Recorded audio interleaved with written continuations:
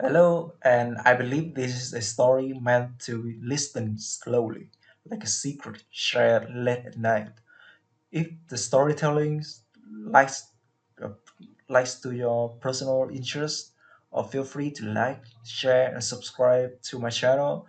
And this is a safe space for stories. Now listen closely. I told you not to wear that dress.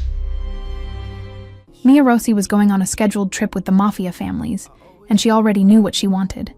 To provoke Vito Genovese. It all started innocently enough, a teenage crush on her brother's older friend, and evolved into A-art, short dresses when he visited, smiles at the right moment, exchanged glances, accidental touches that made his jaw lock, years of provocation and tension.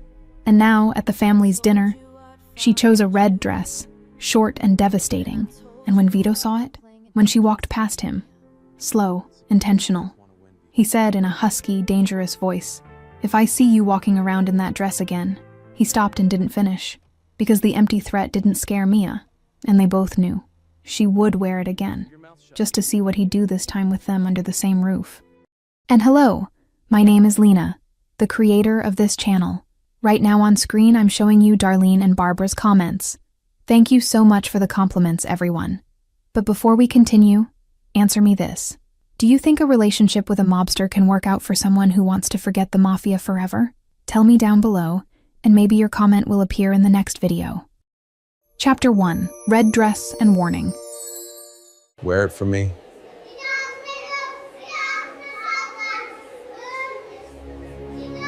Cecilia was sitting on my bed, watching my every move with that conspiratorial smile she always had when the subject involved her brother, and I pretended not to notice how much she loved seeing me in this insane dance that Vito and I had been keeping up for years. Dinner would be tonight, and both families would be gathered at the Genovese mansion, which meant he'd be there too, and that certainty made my heart beat faster than I'd like to admit. Dinner tonight, both families, Vito's going to be there, Cecilia finally said, breaking the silence in the room while I held the red dress against my body and looked at myself in the mirror. I know, I responded, holding the fabric that seemed to slide between my fingers like a dangerous promise. This one? Cecilia got up from the bed with that huge smile. That's ammunition, girl. He's going to lose it completely. I put on the dress, feeling the fabric hug every curve of my body in a way that was elegant, but provocative at the same time. And red was the color I knew he couldn't ignore ever since Cecilia told me about that story of the burned photo. How does it look? I asked, turning to face her. Perfect, Cecilia declared, coming up to me to adjust the neckline. It's hugging your curves without being vulgar. It's got that I want to see more touch, but hides enough for his imagination to do the rest. The neckline is perfect for imagining. She paused, and her eyes met mine. Girl, you're going to marry my brother eventually, and the sooner you two stop being proud idiots, the better. The problem was, I wanted him to ask me first, and show that he actually felt something beyond this physical tension that existed between us. He's never said he loves me, I murmured, adjusting my hair. Cecilia rolled her eyes so dramatically I almost laughed. Because he's a don, a boss. Admitting feelings is weakness in his idiotic head, she said with that irritating certainty. But everyone sees how he looks at you, how tense he gets when you're around. So I keep provoking him until he gives in, I said with determination. You're diabolical, Cecilia laughed. I love it. When we arrived at the Genovese mansion a few hours later, along with Levi and my parents, I felt that familiar adrenaline rising up my spine as we crossed through the imposing gate. The mansion was lit up and full of expensive cars parked at the entrance, and I knew inside there were at least 20 people between the two families gathered for another one of those dinners that mixed business with social. I took a deep breath before getting out of the car and felt the red dress slide down my legs as I stood up, and then I put on my heels and fixed my hair loose down my back, knowing exactly the effect it would have when I walked into that hall. Levi shot me a warning look that I pretended not to see because my brother knew very well what I was doing, but he never interfered because deep down, he also thought Vito needed a push to act once and for all. The main hall was packed when we walked in, and the sound of conversations and laughter filled the luxurious space, but my eyes searched for only one person in the middle of all those people. And then I saw him talking with Lisandro near the window with a glass in his hand, and that relaxed posture that hid the predator he really was. And when our eyes met across the entire hall, I saw the exact moment he recognized me. Vito froze completely, and the glass stopped in midair halfway to his mouth, while those dark eyes traveled over every inch of my body with an intensity that made my stomach flip. His jaw locked in that way I knew so well, and that meant he was losing the precious control he maintained over everything. And even from far away, I could see the tension taking over him. "Bro, you're drooling," I heard Lisandro say with that amused tone he always used to provoke Vito. "I'm not," Vito responded, but his voice sounded too tense to be convincing. "You are, and Mia knows it," Lisandro continued. And I almost laughed because he was right. "Look at her, she's coming this way." I started walking toward them slowly, and purposely swaying my hips a little more than necessary, and each step I took across the hall made more people turn to look at me, but the only person who mattered was standing there watching me, like I was the most dangerous thing he'd ever seen. When I passed really close to Vito, deliberately brushing my arm against his, I felt his entire body go tense, and then I murmured a, "Hi, Vito," Lisandro in the softest voice I could manage before continuing to walk, but I didn't get very far because his hand grabbed my arm gently but firmly, stopping me from going forward. And when I turned to face him with the most innocent expression I could make, I saw that his eyes were darker than normal. "Mia, wait," he said in that husky voice that always made me feel things I shouldn't feel for a man who never admitted wanting me. "Yes?" I asked, tilting my head and waiting because I knew he was fighting internally with what to say, without seeming like he was losing control in front of everyone. Vito looked at the dress, and then back at my eyes, with an intensity that made my heart race, and then his voice came out low and dangerous when he spoke. "That dress." He started clenching his jaw again. "It's too short and too tight, and every man here is looking at you." I almost laughed because that was exactly what I wanted, but instead I tilted my head and deliberately provoked. "So what? Are you jealous, Vito?" The way his jaw clenched even harder was answer enough, but he tried to disguise it with that pathetic excuse about safety. "I'm not jealous. I'm worried about your safety," he said, and I almost rolled my eyes. "Dressing like that attracts the wrong attention." "Wrong attention or your attention?" I shot back, crossing my arms, and loving seeing him get more and more tense. That's when Vito took a step closer to me, completely invading my personal space, in a way that made everyone around notice that something was happening, and his voice came out even lower and more dangerous when he growled, "If I see you walking around in that dress again." He stopped mid-sentence, realizing he was too close, and that people were watching, and then he stepped back a little. "Forget it. Go have fun." He let go of my arm and left too quickly to seem calm, and I stood there alone, smiling, because I knew I'd gotten exactly what I wanted. Lisandro appeared at my side, laughing quietly, and shaking his head in an amused way. "You're cruel, Mia, and I love it," he said, crossing his arms. "But be careful because my brother has a limit, and you're getting dangerously close to it." "Good," I responded, still looking at where Vito had disappeared. "I want him to reach his limit, because only then will he admit what he really feels." "And what do you want to happen when he admits it?" Lisandro asked with that genuine curiosity he always had. I turned to face him and told the truth for the first time in a long time. For him to stop pretending he doesn't feel anything for me, and to want me for real. Not just this physical tension, but something real and official. Lisandro sighed in a way that was half amusement, half concern. "He feels much more than he admits, Mia, but he's complicated because he's a boss and has all that idiotic pride about control," he explained. "Admitting that a woman destabilizes him is practically impossible for him, but when he breaks, it's going to be intense. I'm counting on it," I said, smiling before walking away to greet other people. Dinner was served shortly after, and I immediately noticed that the seats had been arranged so that I'd be far from Vito, which had obviously been purposeful on his part, trying to maintain distance. But it didn't matter where I was sitting, because I felt his eyes on me the whole time during the entire meal, and every time I laughed or moved or picked up my wine glass, I knew he was watching every movement. "He's looking at you again," Cecilia whispered next to me, without even turning her head in her brother's direction. "I know," I murmured back, picking up my glass and drinking slowly, just to provoke a little more. "You look perfect, and the red dress is his weakness like I said," Cecilia continued, smiling. "You know how I know red is a weakness?" I shook my head, curious, and she leaned closer. "Because I'm his sister, and I know everything," she explained with that conspiratorial tone. "And because he burned his ex's photo wearing red after they broke up, and said that red is Mia's color now." My heart raced with this information because burning a photo was practically a declaration in the twisted way Vito had of showing feelings. "He burned the photo?" I asked, trying not to seem as affected as I was. "Burned it, and declared that red is only yours," Cecilia confirmed, nodding. "Like his way of declaring it in that Vito way, you know? He's impossible," I murmured, feeling my chest tighten. "And you love it," Cecilia shot back, smiling. "Yes," I finally admitted, because there was no point lying to her. When dinner finally ended, I needed air because all that tension was suffocating me, so I discreetly slipped out to the terrace knowing I'd probably be followed but not caring. The cool night air hit my face, and I took a deep breath, trying to organize my thoughts and understand why the hell this man affected me so much after all these years. Running away? Vito's husky voice came from behind me, making my entire body go on alert. I turned slowly and found him standing there watching me with that intensity that always left me breathless. From you? Always, I responded, because provoking was safer than admitting the truth. Vito approached with slow, calculated steps like a predator circling prey. Why? Afraid? Of you? Never, I said, lifting my chin defiantly. I've known you since I was 12, Vito. You don't scare me one bit. I should scare you because I'm dangerous, he said, stopping right in front of me and invading all my personal space again. I laughed because that was ridiculous. For others, maybe,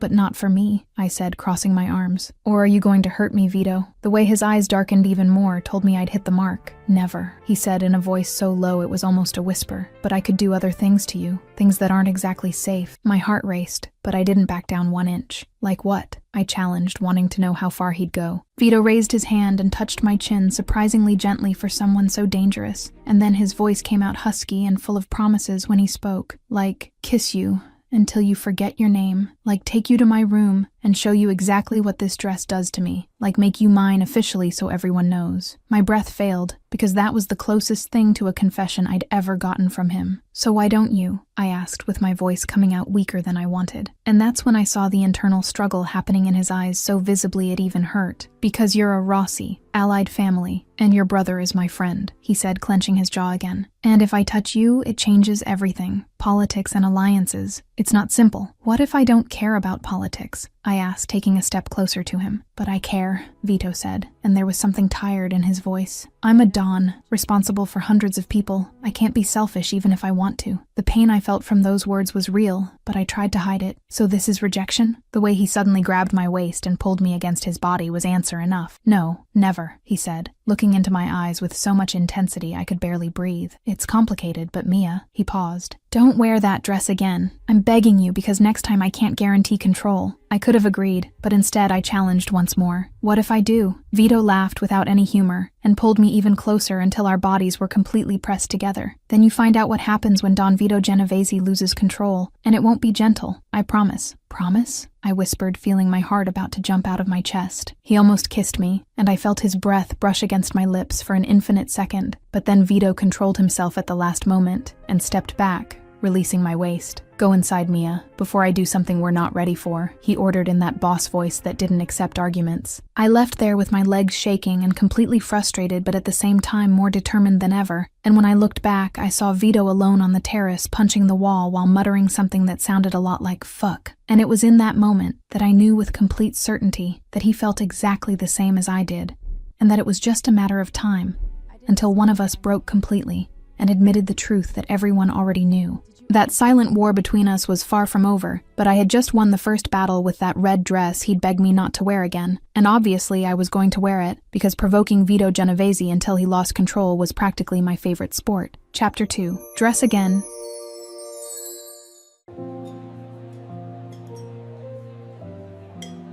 You're losing control. And cute kids. A week after the dinner, I was in my room holding the same red dress in my hands and smiling because I knew exactly what I was about to do. And Cecilia, sitting on my bed, looked at me with that expression between amusement and disbelief that meant she thought I'd gone completely insane. Today's event was the Genovese grandmother's birthday, and half the family would be there, which obviously included Vito and his threat from a week ago, still echoing in my head about what would happen if I wore that dress again. But I was never good at following orders, especially when they came from stubborn men who pretended not to want me, so I put on the red dress again, feeling the familiar fabric hug my body, and knowing I was declaring open war against Vito Genovese's precarious self-control. Cecilia got up from the bed and came to me, shaking her head from side to side, with that huge smile she always had when I did something completely insane. "Girl, you're insane," she practically screamed, laughing and adjusting the neckline of my dress. "He warned you, like literally warned you not to wear it again, and you're going to wear it anyway." I smiled, fixing my hair and checking my makeup in the mirror, because yes,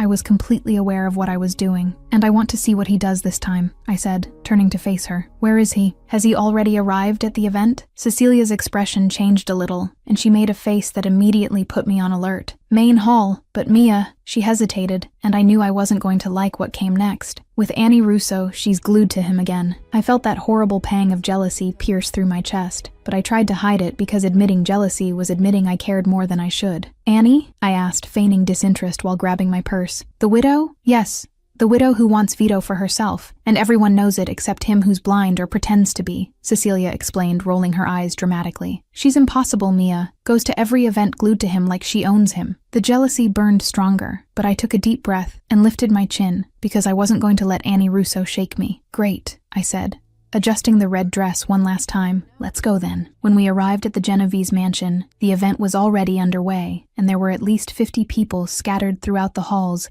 decorated for the matriarch's celebration, and I swept the environment with my eyes looking for only one specific person in the middle of all those elegant people. And then I saw him in the main hall exactly where Cecilia had said he'd be, but what made me stop completely was the scene unfolding in front of me. Annie Russo was practically glued to Vito with her hand on his arm and that smile that was too sweet to be genuine, and I heard her talking about something about being alone since her husband died, and how Vito's company was special. Vito was clearly uncomfortable maintaining that polite but distant posture he used when he didn't want to be rude, but also wasn't interested. And when I saw Annie touch his chest, something inside me just exploded.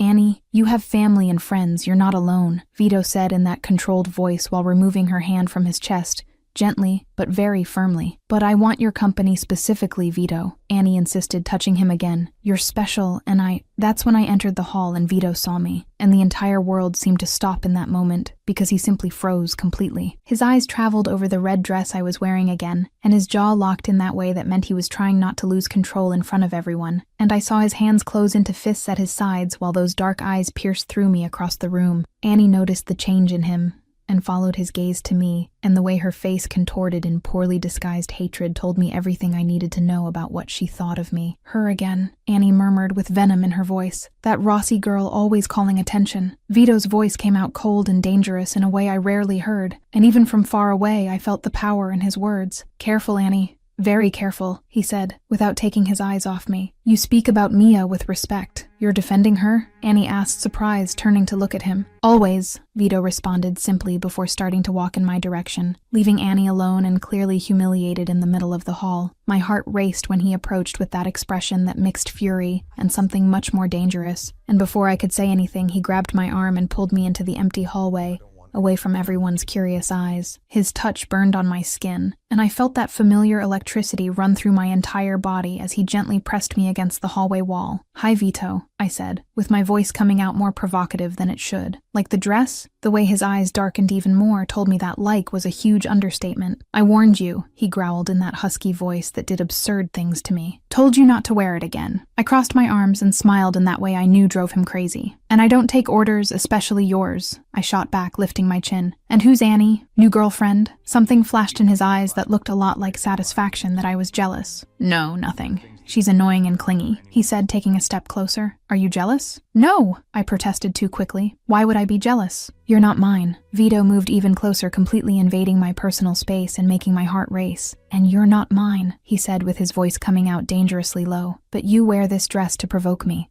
Admit it. There was no point lying when he already knew the truth. I admit it, I said, smiling. And it worked. You're here irritated and losing control. Mission accomplished. Vito laughed without any humor and shook his head in a way that was half exasperation, half admiration. You're impossible, he murmured, before doing something completely unexpected that left me speechless. He took off his blazer and put it around my shoulders, wrapping my entire body and covering the red dress completely. You wear this the rest of the night without taking it off. I looked at the huge blazer that practically swallowed me and then back at him. What if I take it off? I challenged, because apparently I didn't know when to stop. Vito's eyes got so dark they looked black, and his voice came out husky and full of promises when he answered. Then I take you to my room and show you exactly what you do to me, and you don't leave until I'm done. Understood? My heart practically stopped, and I felt heat rise through my entire body at those words loaded with intention. Understood, I whispered, because suddenly I'd forgotten how to form complete sentences. Vito nodded once and left the hallway, leaving me alone, and completely breathless with his blazer still warm on my shoulders, and smelling of masculine cologne that was unmistakably his. He's impossible, I murmured to myself, but I didn't take off the blazer because some part of me loved being wrapped in something of his.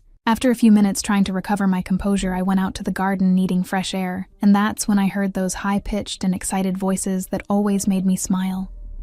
Sophia and Marco, Vito's 4- and 6-year-old nephew and niece, came running in my direction with that infinite energy that only small children possess. "Aunt Mia, you came!" Sophia screamed, throwing herself into my arms, and I knelt down to hug the 2 children I loved like they were mine. "Of course I came, sweetie," I said, squeezing them against me. "I wouldn't miss Great-Grandma's birthday for anything." Marco looked at me with those curious eyes that were so similar to Vito's, it hurt. "Uncle Vito is grumpy today," he said with that childish innocence. "Why?" I laughed quietly because these children had no idea what they were talking about. "Uncle Vito is always grumpy, sweetie. It's part of his personality. But he smiles when you're around," Sophia declared with so much certainty it caught me by surprise. "Like, he never smiles, but with you he smiles." Marco nodded, agreeing enthusiastically. "It's true. And he told Daddy that you're the most beautiful woman he's ever seen." I heard it. My heart stopped completely, and I looked at Marco, trying to process what he'd just said. "He said that?" I asked, with my voice coming out weaker than I wanted. "Yes," Sophia confirmed, jumping excitedly. "And he said he's going to marry you one day." I heard that too. I felt my entire world spin with that innocent revelation. "I think you guys heard wrong, sweethearts," I tried to argue, but my voice didn't sound very convincing. "No, we didn't," Marco insisted, crossing his little arms. Daddy laughed and said, "Then ask her already." And Uncle Vito turned red. The image of Vito Genovese turning red was so rare and precious I could barely believe it. "Interesting," I murmured, trying not to show how much that affected me. "Sophia, Marco, let Aunt Mia breathe." Vito's deep voice came from behind me, making my entire body go on alert again. The children turned to look at him with those huge smiles. "But we love Aunt Mia," Sophia protested. Vito looked at me, and something passed through his eyes that made my stomach flip. "I know. I do too," he said, and then seemed to realize what he'd just admitted in front of everyone. "I mean, the family does too. Come on, kids. Great-Grandma wants a photo." He took the children by their hands, but before leaving looked at me one last time with that intensity that always left me breathless, and that look carried so many unspoken promises that I felt my entire body tremble. When they finally left, I stood there alone in the garden, trying to process everything that had just happened. "He loves me," I whispered to myself, touching the blazer still on my shoulders. The kid said it, and he admitted it. Like, in his twisted way, but he admitted it. And for the first time in all these years of provocations and tension, I felt an absolute certainty that Vito Genovese felt exactly the same as I did. He just needed a bigger push to finally admit it head-on, without hiding behind excuses about politics and responsibilities. That silent war between us had just gained a new chapter, and I was more determined than ever to win. The red dress had worked perfectly again, and his blazer on my shoulders was like a silent declaration of ownership. And when I returned to the hall and saw Annie glaring at me, I simply smiled because I knew I'd won that battle without even needing to fight. Vito had defended me in front of her, had covered me with his blazer, and had practically admitted he loved me to his nephew and niece even without realizing it. Cecilia appeared at my side with that huge conspiratorial smile. "You're wearing his blazer," she observed clearly, loving every second of it. "He made me," I said, but couldn't hide the smile. "He marked you," Cecilia corrected. "Everyone here knows whose blazer that is and what it means that you're wearing it." She nudged me lightly. "You won, girl. He's completely crazy about you even though he's too stubborn to fully admit it." And when I looked across the hall and found Vito's eyes watching me with that possessive intensity while Annie tried to talk to him again, I knew Cecilia was right. That provocation with the red dress had unleashed something that neither of us could stop now, and I was just beginning to discover how far Vito Genovese was willing to go to have me.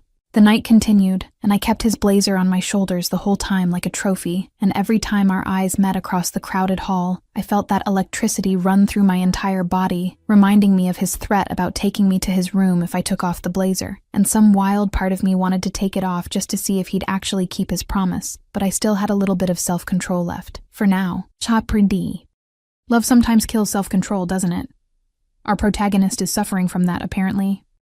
Chapter 3. Annie attacks and best friend. You can't tell me what to do! You can't tell what to do. Enough. She's mine.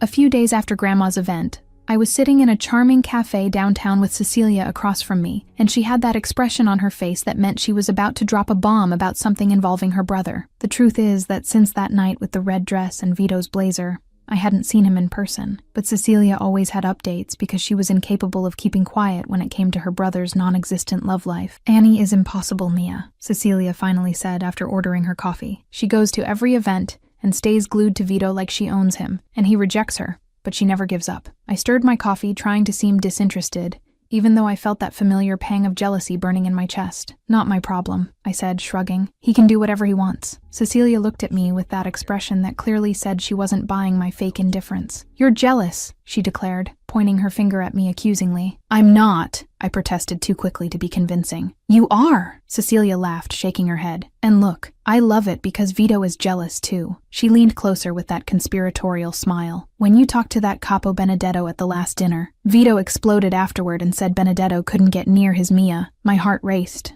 and I almost dropped my cup. His Mia? I repeated, feeling heat rise up my face. Exactly, Cecilia confirmed excitedly. He's possessive. He just won't admit it head on. She paused and her expression got more serious. But Mia, Annie is a real viper. She talked badly about you yesterday to my mom. Anger replaced jealousy instantly. She said what? I asked, leaning forward. Said you're desperate and classless. Cecilia responded, rolling her eyes. And Mom defended you immediately. Said you're practically family, and that Annie should focus on being a dignified widow instead of husband hunting. It was epic. I laughed despite the situation, because Cecilia's mom had always been amazing to me. I love your mom, I said sincerely. She loves you too, Cecilia smiled, taking my hand. We all love you, Mia. Your family even without the official paperwork. She squeezed my hand. Just need to make it official with a ring and wedding, and Vito admitting he's completely crazy about you. Maybe someday, I murmured, but deep down I knew I wanted much more than maybe. That same night there was a business dinner at the Genovese mansion, and I went with Levi because my brother needed to discuss some commercial alliances with Vito, and when we arrived, the hall was already full of powerful men and their wives talking about politics and money. I swept the environment looking for Vito and found him near the bar talking with some associates, but before I could approach, I saw Annie Russo walking straight toward him with that determination that instantly made me tense. I watched from afar while Annie simply sat down next to Vito without being invited, and the way she touched his arm possessively made my hand grip the wine glass with dangerous force. I couldn't hear what they were talking about from that distance, but I could see the body language, and Vito was clearly uncomfortable, subtly moving away from her touches. Vito, can we talk later in private? Annie asked loud enough for me to hear now that I'd discreetly moved closer. About what? Vito responded in that polite but distant voice. About us and our future, Annie said, touching his hand. I know you need a wife, a Donna, and I'd be perfect for that. She leaned closer. Allied families, experience, and I want you so much. Vito removed her hand gently but very firmly, and my heart raced seeing him reject her. Annie, I don't want you, he said with brutal clarity. I respect you as an ally, but there is not, and never will be, an us. Between us, I saw tears appear in Annie's eyes, but they seemed too fake to be genuine. Because of her? Annie asked with venom in her voice. Because of that Rossi girl? She's nothing. Just a cheap attention seeker calling for attention. The temperature around Vito seemed to drop several degrees, and his voice came out cold and dangerous in a way I rarely heard. Careful, Annie. Very careful, he said, turning completely to face her. Mia is important to me and to the family, and if you speak about her disrespectfully again, the alliance with the Russos ends. Understood? Annie visibly paled because threatening to end an alliance wasn't a joke in our world. Understood. Sorry, she murmured before practically running away from him, completely humiliated. I stood there frozen, processing the fact that Vito had just threatened an entire family alliance because of me, and my heart was beating so fast I could barely breathe. Lisandro appeared next to his brother, laughing quietly, in a way that meant he'd seen and heard everything, and I moved a little closer to hear their conversation without being too obvious. Bro, you're pathetic, Lisandro said, shaking his head with that huge smile. Just admit you love her already. Shut up, Vito responded, but didn't sound very convincing. You just threatened an alliance because of her. Lisandro continued, crossing his arms. That's practically a public declaration. Vito ran his hand through his hair in that frustrated gesture he always made when he was losing control. It's respect. Mia deserves respect, he argued, but even I could hear there was much more than respect involved. And love, Lisandro shot back, getting more serious. Your love that you deny out of idiotic pride. He took a step closer to his brother. You love her. She loves you. Everyone knows it except you two who are too stubborn to admit it. It's not pride, Vito said with his voice coming out tired. It's complicated. It's not complicated, Lisandro practically yelled, exasperated. You're creating complications that don't exist. He paused, and when he spoke again, his voice had a warning tone. But bro, you're going to lose her if you don't act soon. I saw Vito tense at those words. She's not going anywhere, he said, but sounded less certain than he probably wanted. She's not? Lisandro questioned, raising an eyebrow. Miguel Torres has been looking at her lately, and he doesn't have your imaginary complications about politics and alliances. The way Vito's jaw locked, and his hands closed into fists, told me the mention of Miguel had hit exactly where Lisandro wanted. Miguel doesn't touch her, Vito growled with so much possessiveness in his voice.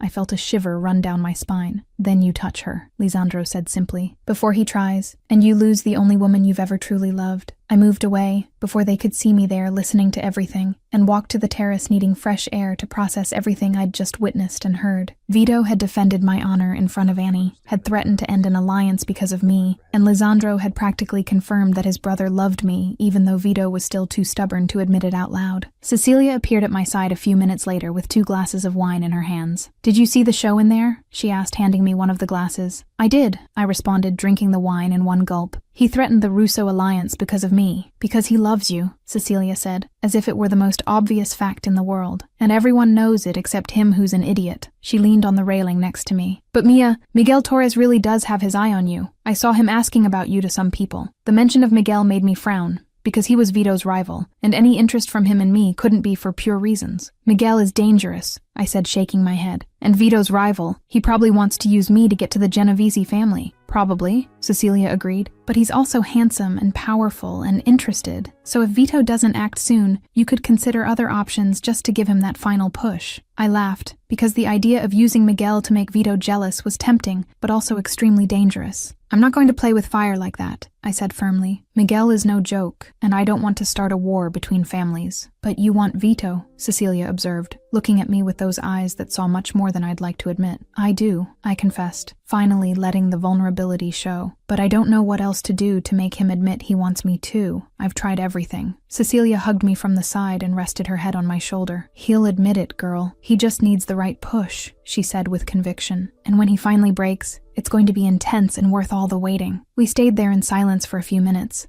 enjoying the night and the wine, and then I heard footsteps behind us, and my entire body went on alert, knowing instinctively who it was before even turning around. Cecilia gave me a conspiratorial smile and whispered good luck before leaving me alone on the terrace. And when I finally turned around, I found Vito standing there watching me with that intensity that always left me breathless. You heard the conversation with Lisandro, he said, and it wasn't a question but a statement. I did, I admitted, because there was no point lying. And I heard you defending my honor with Annie too. Vito took a few steps in my direction with that predatory posture. She had no right to talk about you that way, he said, with his voice still carrying remnants of that dangerous coldness. No one does. You threatened to end an alliance because of me, I said, feeling my heart race as he got closer and closer. I did, Vito confirmed, stopping right in front of me and completely invading my personal space. And I'd do it again without hesitation, because you're worth more than any political alliance. Those words hit me with so much force I almost forgot how to breathe. Vito, I started but didn't know how to finish the sentence. Miguel Torres is interested in you, he said, changing the subject abruptly, and his jaw locked with that familiar tension. Lisandro warned me. So what? I asked, lifting my chin defiantly, even knowing I was provoking something dangerous. You don't have the right to have an opinion about who shows interest in me. The way his eyes darkened told me I'd hit exactly the right nerve. I don't have the right, he repeated with his voice coming out low and dangerous. So you're considering his attention? I could have denied it, but some masochistic part of me wanted to push him to the limit. What if I am? I challenged, knowing I was playing with fire. You yourself said it's complicated between us, so maybe I should look for someone less complicated. Vito closed the distance between us so fast, I didn't even have time to react, and suddenly I was pressed against the terrace railing with his body practically glued to mine. You're not looking for anyone, he growled with so much possessiveness. I felt my entire body tremble, especially not Miguel Torres, who only wants you to get to me. So what do you suggest? I asked, looking straight into his dark eyes. That I wait eternally for you to decide if I'm important enough to risk your complicated political alliances. The pain that passed through his eyes was quick but real. You're the most important thing that exists to me, Vito said with his voice coming out husky and full of emotion. But I need time to solve things the right way. How much time? I asked, feeling tears threaten to appear. Because I can't stay in this limbo forever, Vito. He raised his hand and touched my face with a gentleness that completely contrasted with the tension in his body. Soon, he promised, looking into my eyes. I promise I'll solve everything soon, and then you'll be mine officially, without any complications. I wanted to believe him, but years of waiting had left me skeptical. And in the meantime, I just wait? I asked, with my voice coming out weaker than I wanted. In the meantime, you trust me, Vito said, bringing his face close to mine until our breaths mixed. And don't let Miguel Torres or any other man get close because you're mine, even though I haven't put my ring on your finger yet. And before I could respond, he pulled away, leaving me there alone, trembling and completely confused about what the hell had just happened. And when I looked back, I saw him standing in the terrace doorway watching me with that possessive intensity that clearly said he wasn't going to let anyone have me, even though he was too stubborn to claim me completely. That night had changed something fundamental between us, and I knew the silent war was coming to an end. It remained to be seen who would break first, and finally admit the truth everyone had known for years. Chapter 4. Maya helps Lisandro and Miguel appears a few days after the dinner. I don't belong to you. Fine. You okay? Where I saw Annie get humiliated and heard that whole conversation about Miguel Torres. I was in my apartment thinking about how to help someone who always helped me, and that's when I had the perfect idea that made me grab my phone and call Lisandro. He answered on the second ring with that excited voice he always used when talking to me, and I smiled because Lisandro Genovese was genuinely one of the best people I knew in that world, full of dangers and betrayals. "Liz, I have a gift for you," I said as soon as he answered. "A gift?" Lisandro asked, and I could hear the curiosity in his voice. "What kind of gift?" "Like a beautiful, smart, and funny woman who's my friend," I explained, smiling because I knew he'd love it. "She's a photographer, and I think you two would get along really well. Want to meet her?" Lisandro laughed on the other end of the line in a genuinely surprised way. "You're setting me up on a date?" he asked, still laughing. "Mia Rossi is playing Cupid." "Yes," I confirmed excitedly, "because you're my favorite Genovese and you deserve someone really nice. Not those gold diggers who only show up because of the last name and money." There was a silence on the other end, and when Lisandro spoke again, his voice was loaded with genuine emotion. "That's why you're my favorite. Seriously," he said sincerely. "Cece is my sister, and I love her, but after her, you're the family's chosen one." He paused. "And does Vito know I'm your favorite Genovese?" I laughed, shaking my head even knowing he couldn't see me. "He doesn't know. And you're not going to tell him," I warned. "He gets jealous of everything." "Great. Then I'm definitely telling him," Lisandro responded with that mischievous amusement tone. "But back to the subject, yes. Introduce me to your friend. Let's have dinner next week." "Perfect," I practically screamed excitedly. "She's going to love you, I promise." A week later, we were all sitting in an elegant restaurant downtown, and I watched with satisfaction as Lisandro and Luna talked animatedly on the other side of the table, and the chemistry between the two of them was so obvious that even Levi next to me had commented on how they seemed made for each other. Luna was really perfect for Lisandro with that free and creative way of hers that contrasted perfectly with the structured world of the Mafia, and seeing my friend smiling in that genuine way made me feel like I'd done something really good. "She's perfect, thank you," Lisandro whispered to me when Luna and Levi were distracted talking about photography. "Seriously, thank you so much for this." "You're welcome," I responded, smiling. "Now you owe me one." Lisandro looked at me with that serious expression that rarely appeared on his face. "What do you want?" he asked, leaning closer. I took a deep breath, because what I was going to ask was important. "Tell your brother he's an idiot," I said, looking straight into his eyes, "and that I'm tired of waiting." Lisandro's expression changed to something between concern and surprise. "Are you going to give up on him?" he asked with his voice low to not draw the other's attention. The pain I felt from that question was real and intense. "Maybe," I admitted, feeling my chest tighten. "If he doesn't act soon, I can't stay stuck in maybe forever. It's not fair to me." Lisandro was silent for a few seconds, processing my words, and then nodded with determination. "I'll talk to him," he promised, holding my hand. "I promise I'll make my idiot brother see reason before it's too late." Dinner continued pleasantly with lots of laughter and interesting conversations, and when we finally finished and left the restaurant, I was feeling lighter than I'd felt in weeks. Levi had gone to get the car, leaving Luna and me talking on the sidewalk about setting up another get-together for the four of us, and that's when I heard that voice that instantly made me tense. "Mia Rossi, finally alone," Miguel Torres said, appearing out of nowhere and blocking my path on the sidewalk. I looked at him, feeling all my self-preservation instincts screaming that this man was dangerous. "Miguel," I said, keeping my voice neutral, "what do you want?" Miguel smiled in that way that probably worked with other women, but only made me uncomfortable. "To talk," he said, taking a step closer. "You're interesting, beautiful, and completely wasted on Vito Genovese." The mention of Vito made me lift my chin defensively. "I'm not Vito's," I said, even knowing it was a lie. "No?" Miguel asked,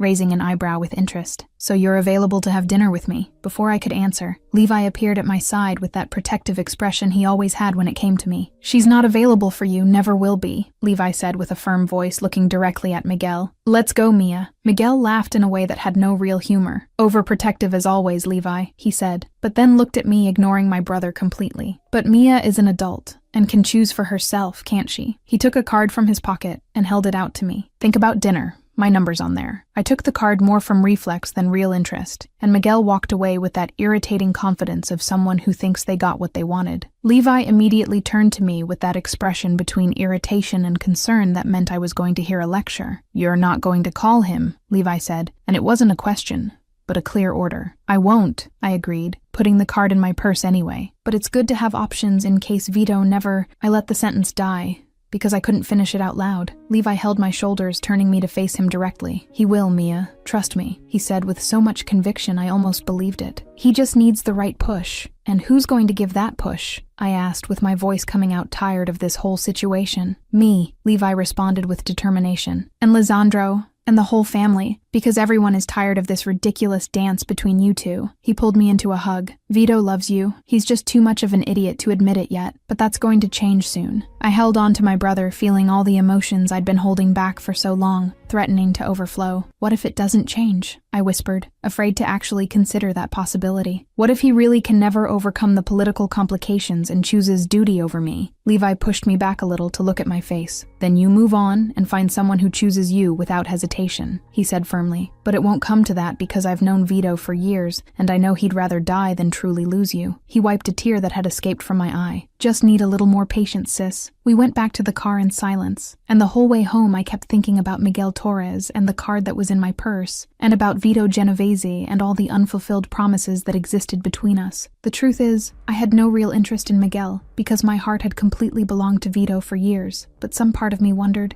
if using Miguel to make Vito jealous would be the final push he needed. But then I remembered that Miguel was dangerous and a rival of the Genovese family, and that playing with him could start a war I didn't want to be responsible for starting. So I put the card at the bottom of the drawer when I got home and tried to forget that option existed. Lisandro had promised to talk to Vito, and Levi also said he'd give a push, so maybe finally things would start moving in the right direction. That night, lying in bed, I grabbed my phone and looked at the unanswered messages I'd sent to Vito in the last few days, and his lack of response hurt more than I wanted to admit. He'd been avoiding seeing me in person since that conversation on the terrace, and I didn't know if that was good or bad, if it meant he was solving those complications, or if he was simply running from having to make a real decision. Cecilia had sent me a message earlier saying that Vito had been impossible the last few days, and that he'd practically thrown Annie Russo out of the mansion when she showed up uninvited again, and knowing he was at least keeping other women away gave me some comfort, even if it wasn't enough. I wanted more than him simply not being with other people. I wanted him to be with me for real, and officially without more excuses or complications. Miguel's card in my drawer seemed to burn a hole in the furniture, and I knew it was dangerous to even have kept it, but some rebellious part of me liked knowing I had options, even though I had no real intention of using them. Vito needed to know he couldn't keep me in limbo forever waiting while he decided if I was worth risking his precious political alliances,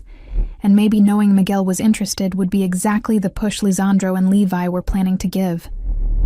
I fell asleep that night, dreaming of intense dark eyes and unfulfilled promises, and woke up determined to not let anyone else control my destiny, including Vito Genovese with all his stubbornness and pride. If he really wanted me, he'd have to prove it with actions, and not just empty words about solving things soon, because I'd waited years, and my patience was finally running out. Chapter 5. Vito finds out about Miguel and explodes. Lisandro! Lisandro.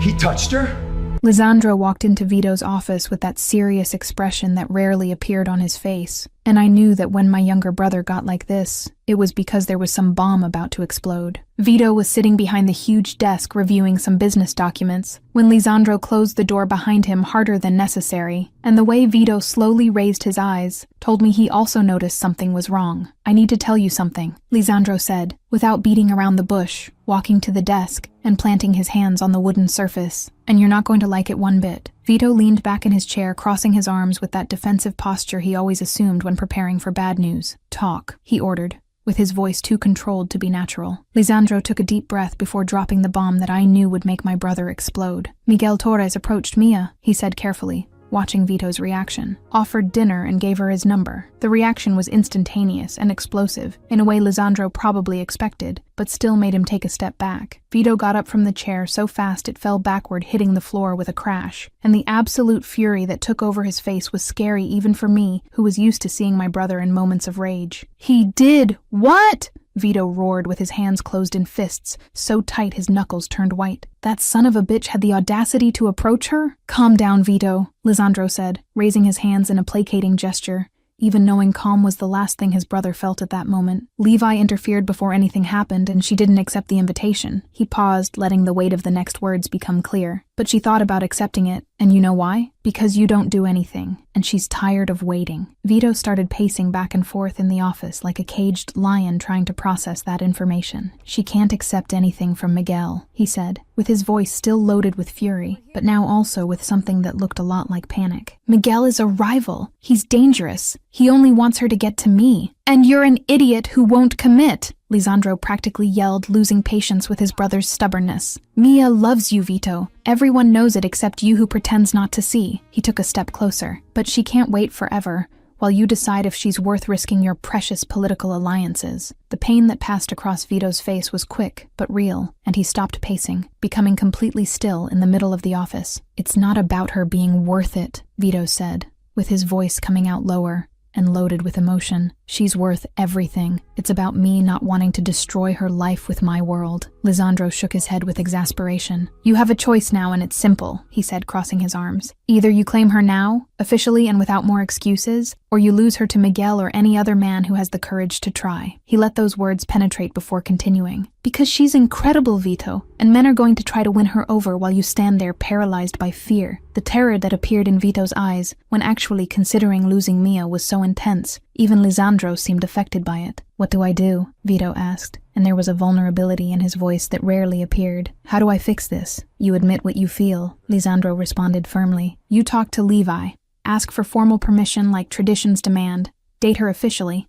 Marry her eventually. Make her yours in every way possible before it's too late. Vito ran his hand through his hair in that frustrated gesture he made when struggling internally with something difficult. What if Levi says no? He asked with real fear in his voice. What if he thinks I'm not good enough for his sister? He won't say no, Lisandro assured with conviction. Levi respects you and has seen how you look at Mia for years. He just wants you to be serious about her and not treat it like some passing fling. I am serious, Vito said immediately. With so much certainty, there was no room for doubt. I've always been serious about her since the moment I realized that annoying girl had grown up and become the most incredible woman I've ever met. He paused, and when he spoke again, his voice was loaded with vulnerability. I was just scared. Lisandro approached his brother with that gentler expression. Scared of what, Vito? He asked with genuine curiosity. Scared of what, specifically? Vito turned, looking out the office window, as if the words were easier to say without having to face his brother. Of not being good enough for her, he admitted with his voice low. Of my world eventually destroying her, of losing her the same way I lost our father, or how I almost lost you in that attack 2 years ago. He took a deep breath. I thought I was protecting her by not touching her, keeping my distance. But now I realize I was just being a coward. Not a coward, Lisandro corrected, placing his hand on his brother's shoulder. Just scared. And that's human. He squeezed Vito's shoulder. But maybe touching her is the only way to really protect her, keeping her close where you can see her and make sure she's safe. The way Vito's eyes lit up with that realization told me something had finally clicked in his stubborn head. Exactly, he murmured more to himself than to Lisandro. If she's close, with me, officially mine, then I can truly protect her. He turned, facing his brother. Miguel wouldn't have approached if she was already marked as mine. So go, Lisandro said urgently. Talk to Levi today now, before you lose your courage, or come up with more excuses to delay. Vito nodded with that determination I knew well, the one that appeared when he finally made an important decision. You're right, he said, already walking toward the door. I'm going to Levi now and asking for formal permission to date Mia, and if he accepts, I'm not wasting any more time with imaginary complications. Lisandro smiled, seeing his brother finally act after years of hesitation. And when are you going to talk to her? He asked curiously. How are you going to fix years of rejection and complications? Vito stopped with his hand on the doorknob, and a small smile appeared on his face. I'm going to do it the way she deserves, he responded with conviction. I'm going to be honest about my fears. I'm going to admit I was an idiot, and I'm going to promise to never put her in second place again because of politics or duty. He opened the door. And then I'm going to spend the rest of my life proving she made the right choice, waiting for me. When Vito left the office with that renewed determination, Lisandro stood there alone, smiling, because he knew things were finally moving in the right direction after years of frustrated dancing between the two stubborn people. The fear of Miguel Torres having approached Mia had been exactly the push Vito needed to overcome his own fears and insecurities, and now it only remained to wait to see how Levi would react to the formal request. But Lisandro was certain Levi would say yes, because anyone with eyes could see that Vito and Mia were made for each other, and that this love had only been delayed by pride and fear, but never really denied. Now the moment had finally come to stop running and start building something real, and Lisandro couldn't be happier to have been the catalyst that forced that necessary change. Chapter 6. Vito asks permission and Amia finds out. Go. It's time.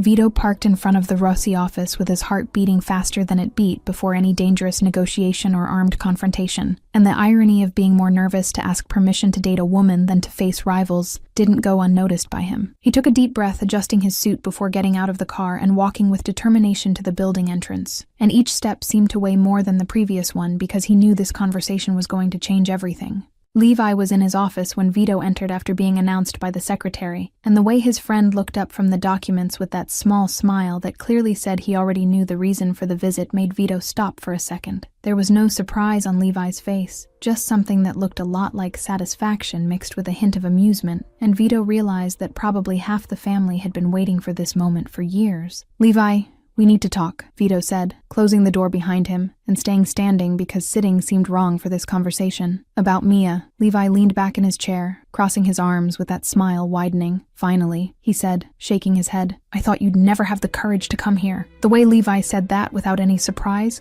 confirmed that everyone really had been waiting, and Vito felt a mixture of relief and shame for having taken so long to do what was obvious to everyone. "I want your sister," Vito began with his voice firm, even though he felt his hands sweating. "I want to date her officially, and eventually marry her, and I came to ask your formal permission as family traditions demand." Levi was silent for a few seconds, just studying Vito with those eyes that saw much more than people expected. "Why?" he finally asked, leaning forward. "Why now after all these years?" The question was fair, and Vito knew he deserved a completely honest answer without the excuses he'd used for so long. "Because I was a coward," he admitted, feeling the weight of that confession. "I was afraid of not being good enough for her, of my world eventually hurting her, of losing her the same way I lost my father." He paused, taking a deep breath. "But Miguel approached her and I realized that if I don't protect her by keeping her close, other men will try, and the idea of losing her to anyone else is unbearable." Vito took another step toward Levi's desk, letting all his vulnerability show. "I love her, Levi," he said, and those words came out easier than he expected. "I've always loved her since she was 18 and I was 24. I waited for her to grow up and mature, but now I can't wait anymore." The silence that followed was heavy, and Vito felt each second like an eternity, while Levi processed everything he'd just admitted. And then finally, his friend spoke in that serious voice that carried the weight of a protector. "You hurt her and I'll kill you," Levi said without beating around the bush. "Friend or not, Mafia brother or not, if you make my sister suffer, I'll end you." The threat was real, and Vito accepted it completely. "Never," he promised,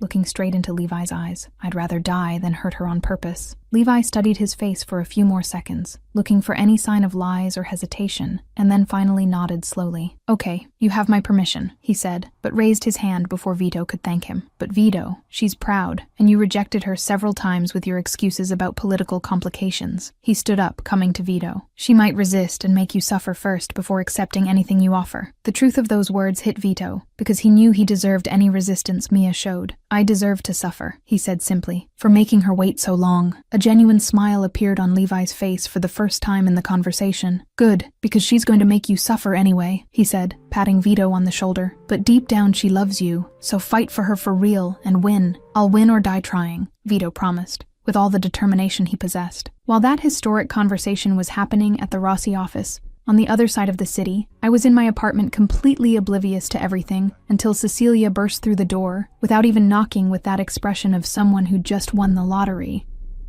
I was on the couch reading a book when she practically flew on top of me, knocking the book to the floor and grabbing my shoulders with so much force it hurt. "Girl!" Cecilia practically screamed, jumping in place. "Vito went to Levi. He asked permission to officially date you." My entire world stopped in that second, and I looked at Cecilia trying to process the words she just said. "He did what?" I asked, with my voice coming out weak, because this couldn't be real. "Yes!" Cecilia confirmed, shaking my shoulders. And Levi accepted. Now Vito's going to look for you to ask officially or declare or whatever he's going to do. The mixture of emotions that hit me was so intense, I didn't know whether to laugh or cry. Because yes, I was happy, but I was also angry in a way that surprised even myself. After years making me wait, he decides now? I asked, feeling the anger grow. Because Miguel showed up? Cecilia made a face, because she knew I had a valid point. Well, yes, jealousy worked as a push, she admitted, letting go of my shoulders. But Mia... So he only wants me because another man wanted me first, I interrupted, getting up from the couch and starting to pace back and forth. Not because he actually feels something genuine for me? No, Cecilia protested, coming after me. He always wanted you, always loved you. He was just too much of an idiot to act. She grabbed me by the arm, making me stop. Miguel was just the final push he needed to overcome his fear. I took a deep breath, trying to organize all the conflicting feelings competing inside me. I don't know if I should make it easy for him or make him suffer first, I admitted, looking at my best friend. A huge smile appeared on Cecilia's face. Suffering. Definitely suffering, she said with conviction. He deserves to pay for making you wait so long. She paused. But not too much suffering because you love him and he loves you, and everyone wants you two together, including Sophia and Marco, who ask every day when Uncle Vito is going to marry Aunt Mia. The mention of the children made me smile despite all the confusion. Those kids, I murmured, shaking my head. They're pure and they're right, Cecilia said, smiling. Now the important question, what are you going to do when he finally asks you? I thought about that for a few seconds, imagining Vito finally admitting everything I'd wanted to hear for years. I'll see, I said slowly, depending on how he asks and if it seems genuine or just a reaction to jealousy over Miguel. Cecilia hugged me tight. Whatever your decision is, I support you, she said in my ear. But for what it's worth, my brother loves you like crazy and is terrified of losing you. So at least hear what he has to say. And as I stood there in my best friend's arms, some part of me already knew that when Vito finally came to talk to me, I'd probably give in because years of love didn't disappear because of wounded pride. But that didn't mean I was going to make it easy for him after everything I'd been through waiting. And now, will Vito Genovese be able to prove he really deserves her? Chapter 7. The Ask and Resistance. Date me. Officially. Yes. The Genovese Gala was the most important event of the year, and all the Mafia elite was present that night, and I'd chosen a long, elegant black dress that was completely different from the provocative red dresses I normally wore because something inside me wanted to show I'd matured beyond provocations. The fabric flowed over my body in a sophisticated way, marking my curves subtly but devastatingly, and when I entered the main hall of the Genovese mansion, I felt several eyes turn to me, but I looked for only one specific pair of eyes. Vito was on the other side of the hall talking with some associates, but the moment he saw me, he simply stopped mid-sentence, and the way those dark eyes traveled over every inch of my body with a hungry intensity told me everything I needed to know about the effect I still had on him. But this time I didn't walk toward him provocatively. Instead, I turned and went to greet other people, because if he wanted to talk to me after asking Levi's permission, then he'd have to come to me. The night passed slowly, and I felt Vito's eyes following me throughout the hall. And every time our eyes met, I saw that determination grow on his face,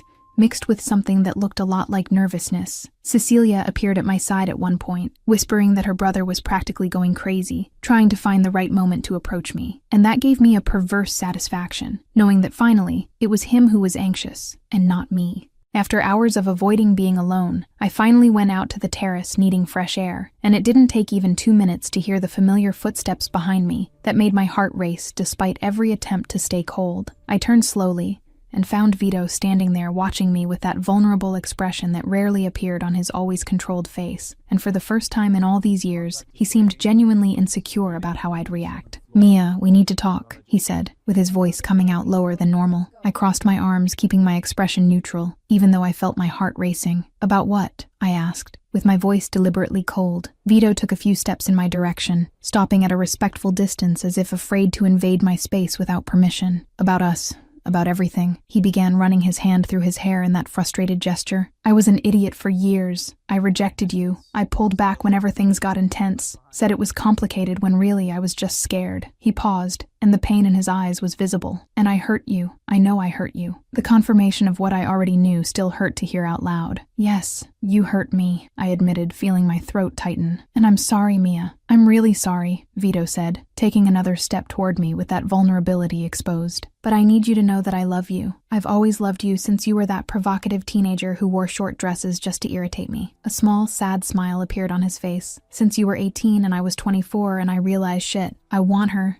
And I can't stop wanting her, since always. My heart raced hearing those words I'd waited years to hear, but the hurt part of me resisted giving in too easily. And why didn't you ever say this before? I asked, feeling tears threaten to appear. Why did you wait so long? The pain that passed across Vito's face was so intense, I almost took a step toward him out of pure instinct. Fear, he admitted, with his voice breaking a little. Fear of not being good enough for you, of my violent and dangerous world eventually destroying you, of losing you in the same brutal way I lost my father. He took a deep breath. So I didn't touch you thinking I was protecting you, but really I was just fooling myself and slowly losing you. I blinked, trying to hold back tears, because that raw honesty was exactly what I needed to hear. And now you say all this, I said, with my voice trembling, because Miguel Torres showed up and made you jealous. The guilt that appeared on Vito's face confirmed I'd hit the mark. Yes, jealousy pushed me to finally act, he admitted without trying to hide it. But Mia, the feeling was always real. It always existed from the beginning. He took another step, getting dangerously close. Miguel just made me wake up and realize that if I don't act soon, I'm going to truly lose you. And, his voice broke in a rare way, and I don't survive losing you. I just don't survive. Tears finally started running down my face, because that absolute vulnerability coming from Don Vito Genovese was something I'd never seen before. And then something happened that completely shocked me. Vito knelt in front of me there on the terrace, and seeing such a powerful man on his knees because of me made my heart practically explode in my chest.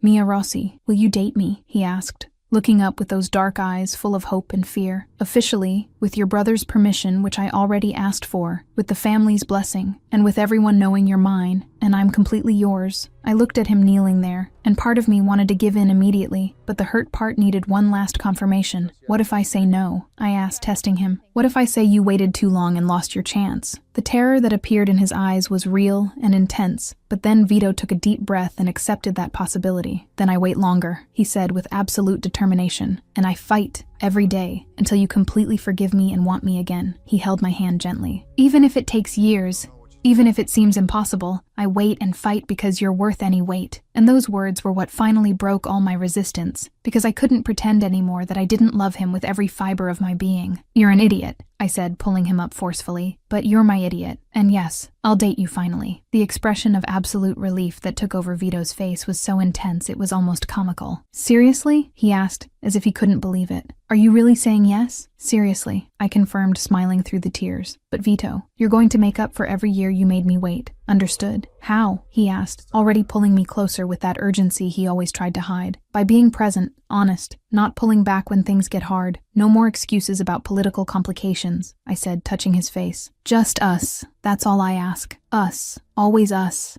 I promise, Vito said. And then finally, after years of tension and waiting, he kissed me. The kiss was explosive and full of years of repressed desire, and I held on to him, feeling all the emotions I'd kept bottled up for so long finally finding release. His hands gripped my waist, pulling me completely against his body as he deepened the kiss, and I felt my entire world finally fall into place after so much time of confusion. When we finally separated to breathe, we were both breathless, and he rested his forehead against mine with that genuine smile that rarely appeared. I love you so much, he whispered against my lips. So much it hurts. I love you too, I confessed, finally saying it out loud. I always loved you even when you were being impossible. Vito kissed me again, more gently this time, and then took my hand, intertwining our fingers. Come with me, he said in that husky voice that always affected me. I want to be with you away from everyone for a while. He led me inside the mansion, going up the stairs to his room, and my heart raced, knowing what that meant, but trusting him completely. The room was huge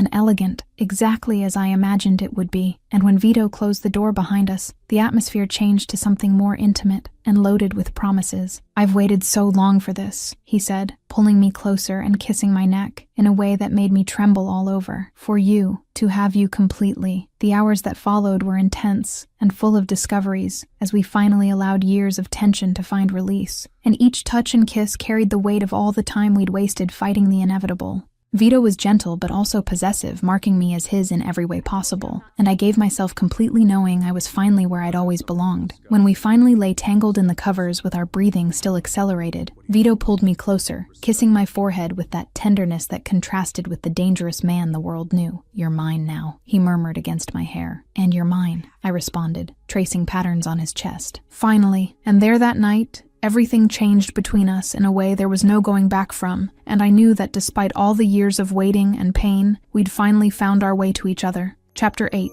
Dating and Annie's End.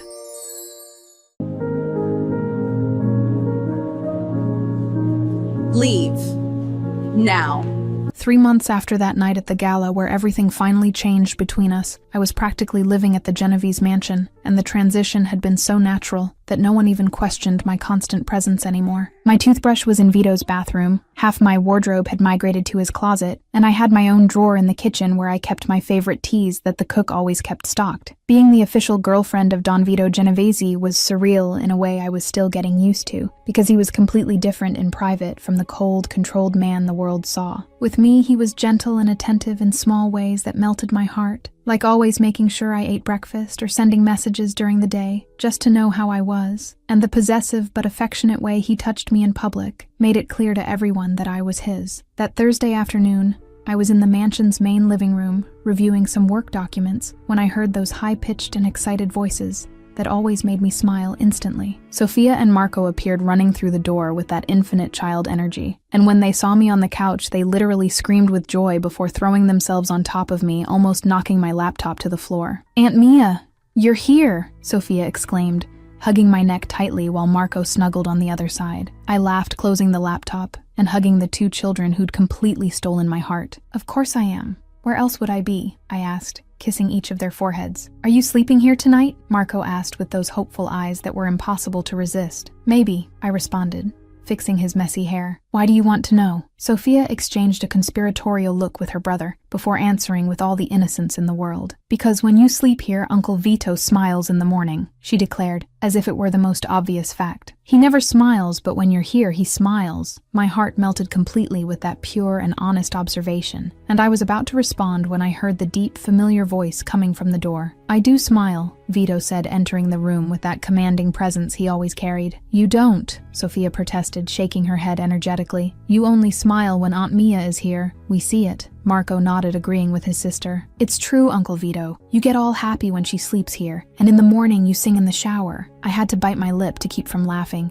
seeing the slight blush appear on Vito's normally controlled face, and he shot a warning look at his nephew before approaching us on the couch. With a fluid movement, he picked up Sophia, making her giggle, and then looked directly at me with that intensity that always made my stomach flip. "Good," Vito said, still holding Sophia, but without taking his eyes off me. "Then Aunt Mia has to stay here always, so I keep smiling." The way he said that, loaded with meaning, made me completely forget how to breathe for a second, and Sophia and Marco celebrated as if they'd just received the best gift in the world. Vito finally looked away from me to talk to the kids about going to play in the garden, and when we were finally alone in the room, he came to sit next to me, pulling my hand and intertwining our fingers. "They're right," he admitted quietly, kissing my knuckles. "I only truly smile when you're around." "You're getting soft, Don Genovese," I teased, smiling. "Completely soft for you," he agreed, without any shame. "And I don't care one bit. Those months dating had been the best of my life, because I finally had everything I'd always wanted, but it also had its challenges, especially when it came to certain people who didn't accept that Vito had made his choice. Annie Russo was at the top of that list of problematic people, and even after being humiliated several times, she still tried to insert herself into his life in increasingly desperate ways. The following week, there was a party at the Genovese mansion celebrating an important business deal, and half the Mafia elite was present, including, obviously, Annie Russo, who'd come with her uncle who was a business partner. I was talking with Cecilia near the bar when I saw Annie approach with that venomous expression she always had when she saw me, and some part of me already prepared for the confrontation that was clearly about to happen. "Mia, Annie said my name like it was an insult. What a surprise to see you here again. I turned to face her, keeping my expression calm, even though I felt irritation growing. Why would it be a surprise? I asked with my voice neutral. I'm dating the party's host. The way Annie's face contorted in poorly disguised anger told me my reminder had hit exactly where I wanted. You think you've won him? She asked with venom in her voice. He's going to get tired of you, Mia. He always gets tired of everyone. Cecilia next to me made an irritated sound and was about to interfere, but I held her arm gently because this conversation was mine to have. He won't get tired of me, I said, with absolute calm, looking directly into Annie's eyes. Because I'm different from you, Annie. Different how? She practically spat. I don't offer myself desperately, I said, keeping my voice low but firm. I don't beg for his attention or touch. I don't throw myself at him hoping for crumbs. I took a step closer. He chose me, Annie. Truly and officially chose me. And you? You were never chosen by him. Accept that and move on. The anger on Annie's face was so intense that for a second I thought she was going to physically attack me, but then she tried one last desperate move. He's going to cheat on you, she practically screamed, drawing attention from some people around. All men cheat eventually. It's just a matter of time. Before I could respond, I heard Vito's cold and dangerous voice coming from behind me, and when I turned, I saw he'd heard everything with that expression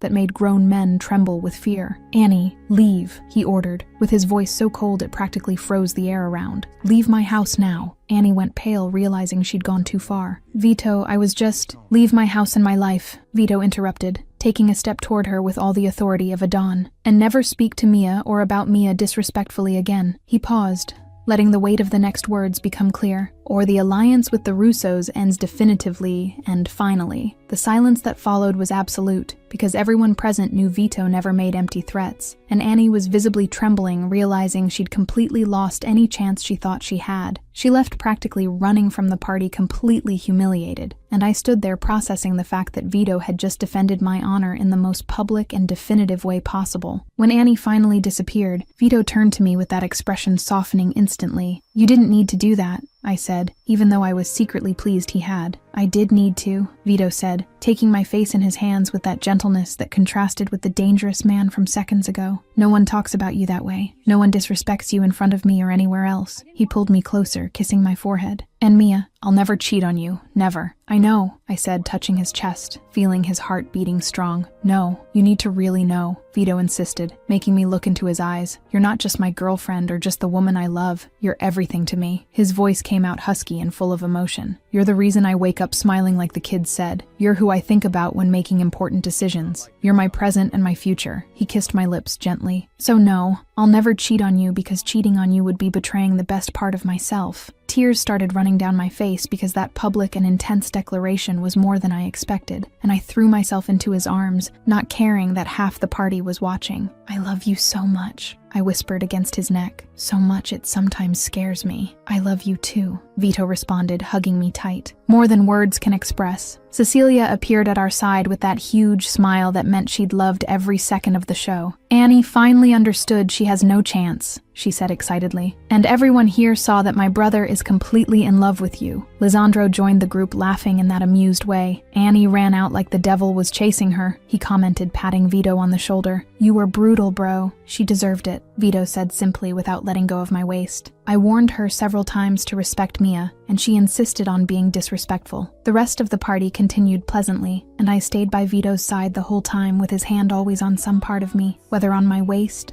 or intertwined with my hand. And that public display of affection was so different from the reserved man he used to be that some people commented in surprise. But Vito clearly didn't care anymore about keeping distance or hiding what he felt, and that change was the clearest proof of how our relationship had transformed him. When the party finally ended and the last guests left, Vito pulled me to his room with that familiar urgency and kissed me with all the accumulated passion from the night. You were incredible today, he murmured against my lips. The way you put Annie in her place without losing your composure was perfect. I learned from the best, I teased, smiling. And now you're mine with no one else trying to interfere, Vito said, pulling me to the bed and wrapping me in his arms. Annie was the last person who hadn't accepted that you're mine. We lay there tangled together, just enjoying each other's presence, and I felt completely at peace for the first time in a long time, knowing that finally all the complications had been resolved, and nothing stood between us anymore.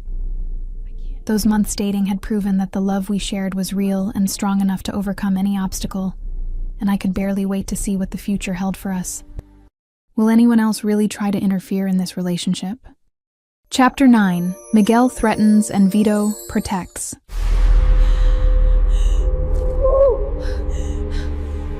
You're safe now.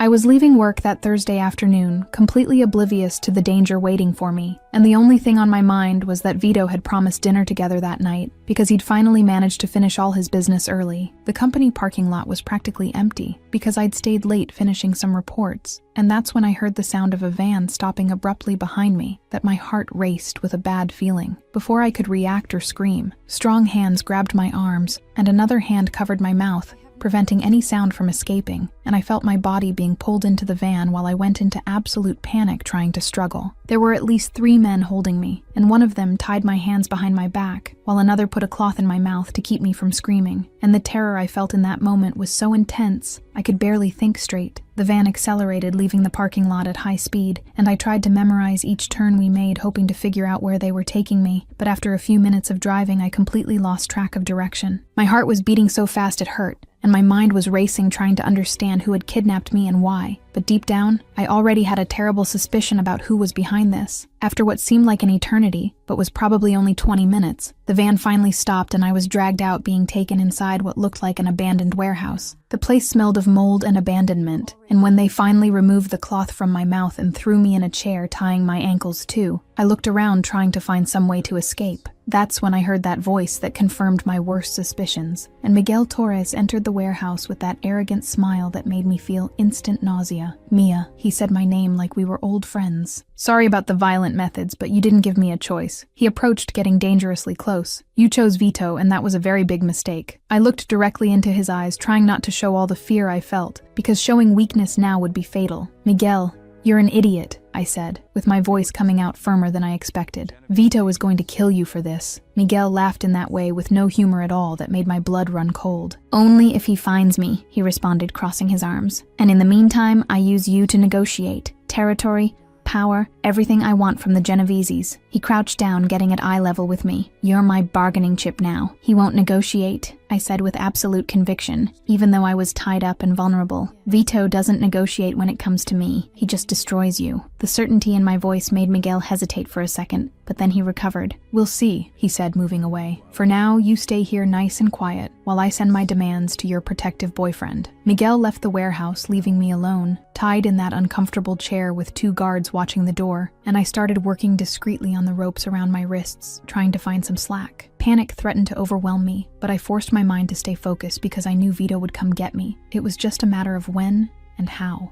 Meanwhile, on the other side of the city at the Genovese mansion, Vito was in the office reviewing some documents when his phone vibrated with a notification that made all his blood freeze instantly. The tracking app he'd discreetly installed on the necklace he gave me weeks ago showed my location moving to an abandoned industrial area, and when he tried to call me and it went straight to voicemail, panic started to set in. Vito immediately called Lisandro, entering the office with that urgency that meant serious problems. "I need you to gather everyone now," Vito ordered, with his voice coming out cold and dangerous. "Full weaponry, all available men, and I want this ready in 10 minutes. Lisandro looked at his brother, recognizing that expression that rarely appeared. "What happened?" he asked, already grabbing his phone. "Miguel has Mia," Vito said, and just saying those words out loud made fury explode inside him. "And I'm going to end him today, definitively and with no going back." "Vito, we need to think strategically," Lisandro started, but was immediately interrupted. "No!" Vito roared, punching the desk with so much force it cracked the wood. "He touched her, Lisandro, kidnapped her, tied her up,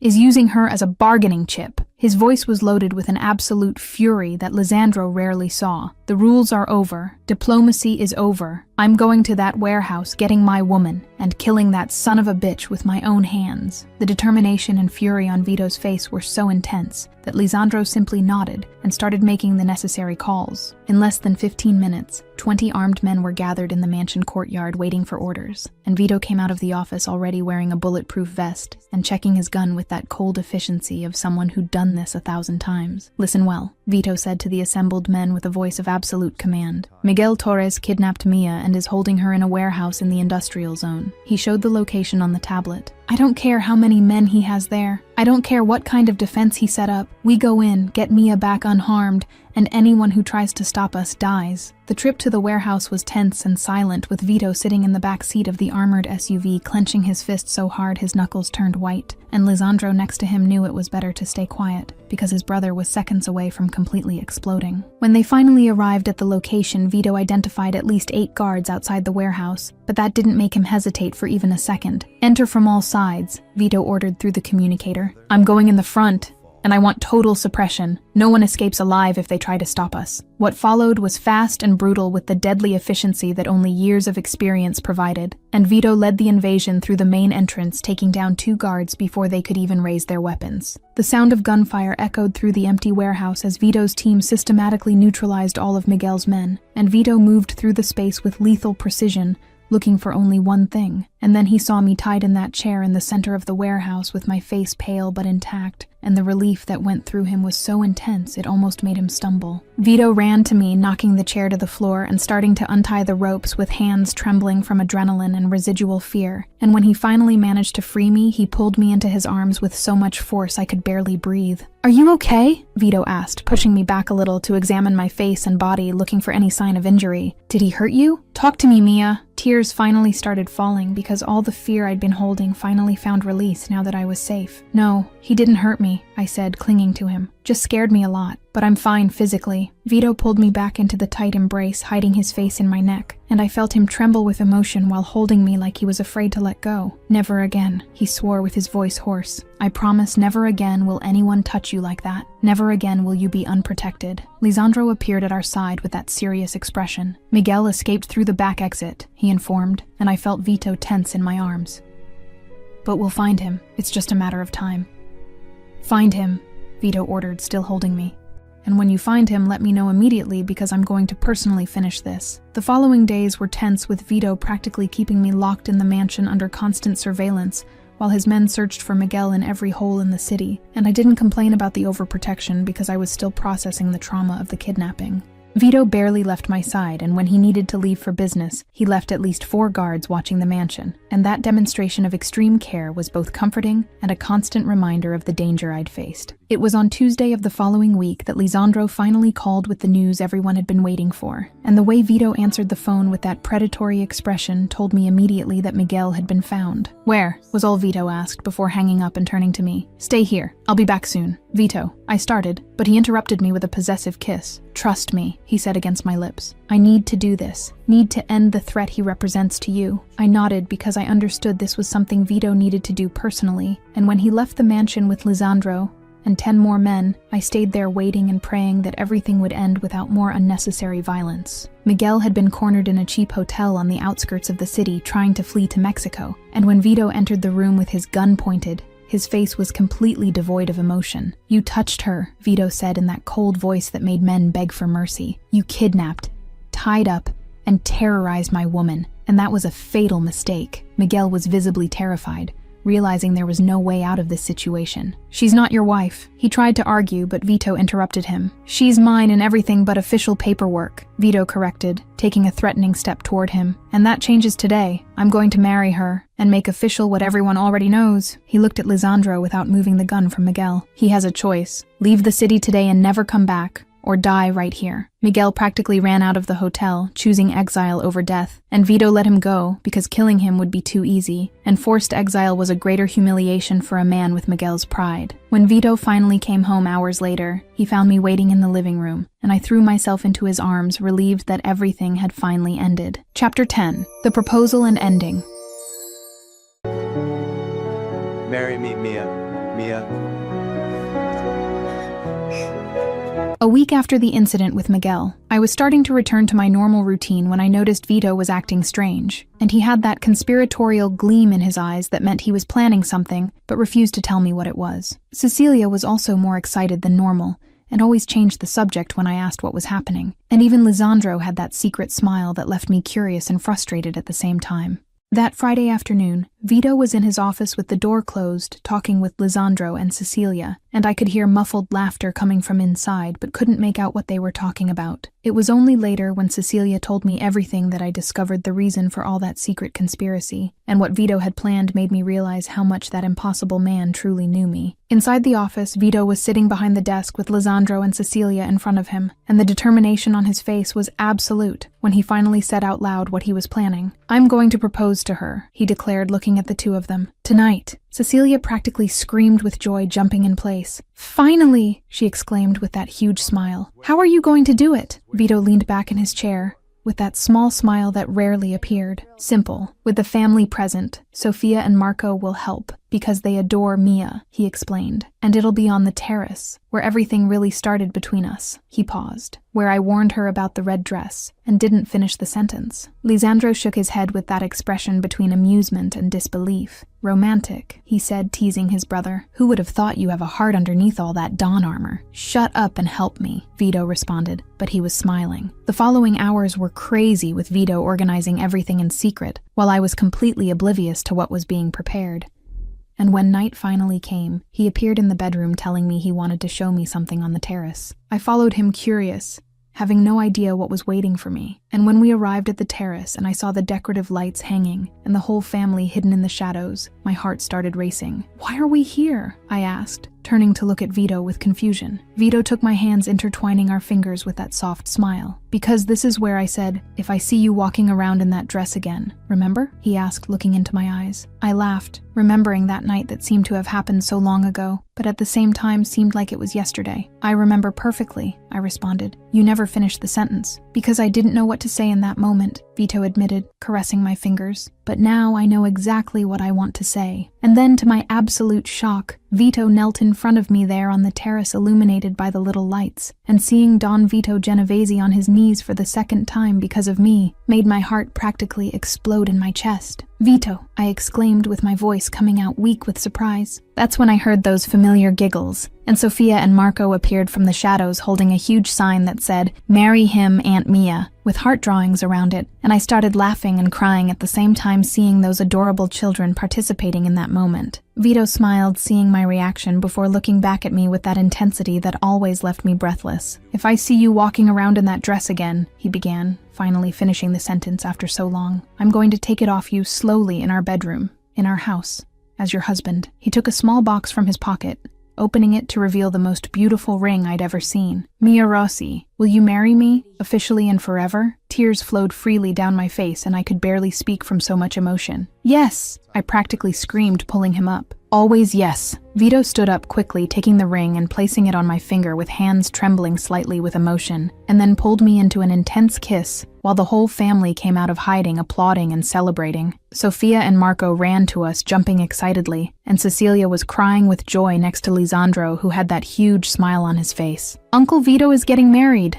Sophia screamed, jumping. "Finally! Now they'll smile always," Marco added, agreeing with his sister. Cecilia hugged me tight, laughing through tears. "You did it, girl," she said excitedly. "It worked after so many years." "It worked, yes," I agreed, laughing and looking at the ring on my finger. "After years of provoking and waiting," Lisandro patted Vito on the shoulder with that teasing expression. "You're completely soft for her," he said, shaking his head. "Completely soft," Vito agreed without any shame, pulling me closer. "And I don't care one bit." The months following the proposal were crazy with wedding preparations, because Vito insisted on doing something big and traditional that would honor both the Genovese family and the Rossi family, and I let him plan most of it because I saw how important it was for him to make everything perfect. Cecilia was my obvious maid of honor, and Sophia would be the flower girl, and seeing that 4-year-old girl trying on the little pink dress was one of the cutest things I'd ever seen. The wedding day finally arrived on a sunny and perfect Saturday morning, and when I looked at myself in the mirror, wearing the white dress with long veil,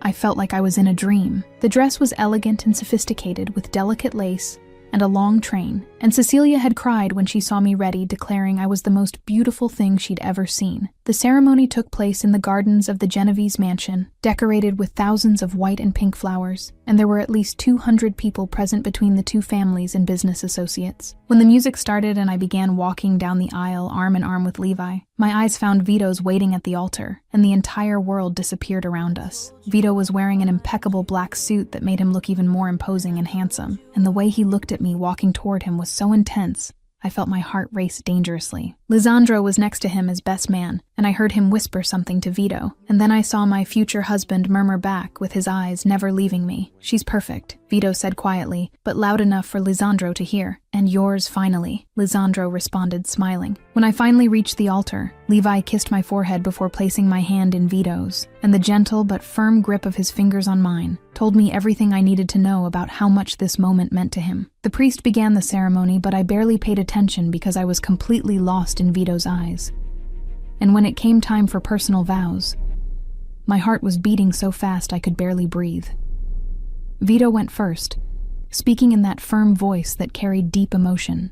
"Mia, you provoked me for 12 years with short dresses, smiles at the right moment, and touches that drove me crazy," he began, and some people laughed quietly. "And I resisted for years until I couldn't resist anymore." He squeezed my hands. "You won this war between us and I completely lost, and that was the best defeat of my life." His voice got softer. "I promised to love you, protect you, and make you happy every day for the rest of my life." Tears ran down my face when it was my turn to speak. "Vito, you made me wait years being impossible, stubborn and controlling," I said, smiling through tears. "But it was worth every second of waiting because you're all that, and still completely mine." I touched his face gently. "I promised to provoke you, love you, and make you laugh always, until we're old and still together. I now pronounce you husband and wife," the priest finally said. "You may kiss the bride." Vito didn't need to hear it twice, and pulled me into a long and intense kiss, while everyone applauded and celebrated. And when we finally separated, we were both smiling in that silly way. People in love smile. We walked together down the aisle as husband and wife officially, and the happiness I felt was so intense, I thought my heart would explode. The reception was beautiful and lively with delicious food and live music, and at one point Sophia came running to me with that huge smile. "Now you're Aunt Mia forever," she declared, hugging me. "I always was, sweetie," I said, kissing her head. "But now it's really official." Marco appeared next to his sister with that innocent curiosity. "And are you going to have babies now?" he asked too loudly, making several people around laugh. Vito appeared behind me, wrapping his arms around my waist. "Eventually, we'll have many babies," he responded, smiling at his nephew. "Vito!" I exclaimed, feeling my face heat up. "What?" he asked, laughing. "It's true, and everyone here knows it." The party continued until late at night, and when we finally managed to escape to start our honeymoon, I was exhausted, but incredibly happy. And Vito had planned 2 weeks in Italy, visiting vineyards and historic cities I'd always wanted to see. The villa he rented was perfect with an ocean view and huge balcony, and on the first night there, we just admired the sunset, embraced. "Happy?" Vito asked, kissing my shoulder. "More than ever," I responded, snuggling closer to him. "And you?" "Very happy," he confirmed. "It was worth all the waiting and all the suffering I went through." "Sorry it took so long," he said after a few minutes of silence. I turned toward him, touching his face. "You don't need to apologize," I said firmly. "We got here together and that's what matters." I paused, smiling. "And Vito?" He murmured, pulling me closer. "Thank you for finally staying, for choosing me above everything." Vito kissed me gently before responding. "Always you since the red dress. It was always you." He smiled with that mischievous gleam in his eyes. "And Mia, you can wear red dresses whenever you want now, because I'll take them off slowly always." I laughed at that loaded promise. "Promise?" I teased. "Absolute promise," Vito confirmed, kissing me again. And there on that balcony in Italy with the sea in the background and the entire future ahead, I knew that all the waiting, all the provocation, and all the suffering had been completely worth it, because I finally had everything I'd always wanted. Behind the scenes! You know that feeling of watching two people dance around the obvious for so long that you want to scream, "For the love of God, just kiss already"? That's exactly what made me write Mia and Vito. I was tired of passive heroines waiting for the guy to act. I wanted a protagonist who provoked, who used red dresses as declarations of war, who transformed her own vulnerability into power. Mia doesn't wait sitting down. She hunts in high heels and lipstick. Vito was harder. Powerful men are easy to write. Powerful men with fear? That's rare. I needed to show that behind the dawn there was a guy terrified of destroying the only good thing in his life. Not from weakness, from too much love. That moment of him kneeling? Total surrender. A man who commands empires on his knees for a woman who's provoked him for 12 years. The kids, Sophia and Marco, were my favorite touch. Kids don't lie. They say Uncle Vito only smiles when Aunt Mia is here, because it's true, and the adults pretend they didn't notice. Miguel Torres? Necessary. Every couple needs an external catalyst that forces delayed decisions. And the red dress is an obvious metaphor, but it works. Sometimes provocation is the only language the proud understand. And if you want to watch another story, click on the video appearing on your screen now.